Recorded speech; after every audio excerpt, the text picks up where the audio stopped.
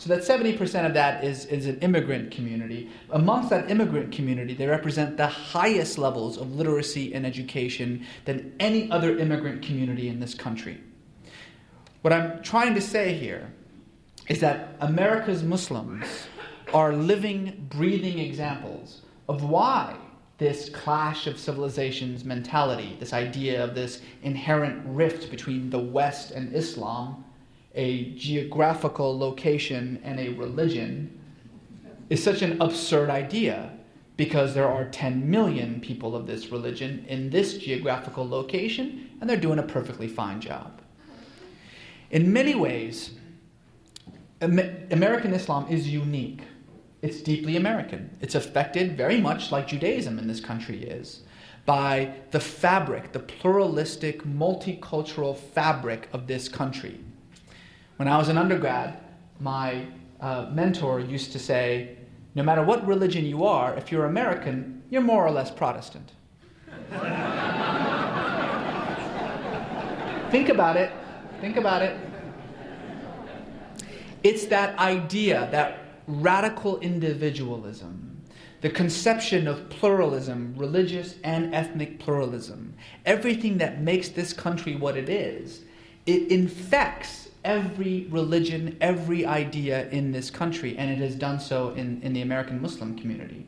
So in many ways, I understand the question is, is there room for dialogue within the American Muslim community? We're way past the point of dialogue. We're at the point of cooperation. And now, that said, it is also true that many Muslims in this country have, over the last few years, been somewhat cowed into silence.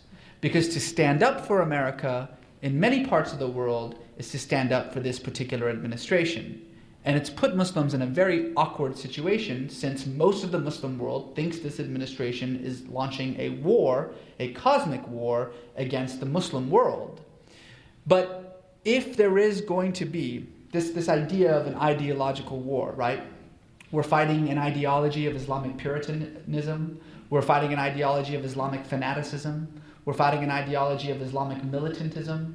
Well, the only way to fight those ideologies is with an ideology of Islamic pluralism, of Islamic tolerance. This is the way to create an ideological counterweight to these ideologies of jihadism and fanaticism.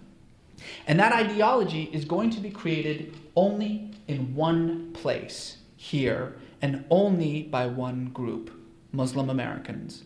Now, you should know that that ideology exists. It exists in the most vibrant and robust ways you can imagine. It is discussed in every coast.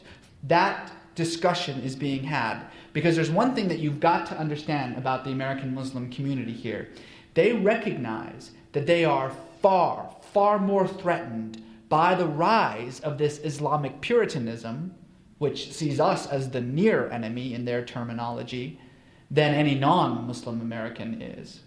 And really, from an existential standpoint, they are very concerned and doing whatever they can in order to combat it. Unfortunately, at this point, and this is another question, at this point, I don't think this administration has done enough to really tap into the creative energies of the American Muslim community. In fact, quite the opposite.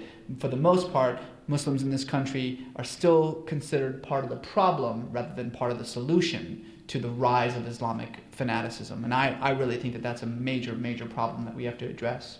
Thank you very much.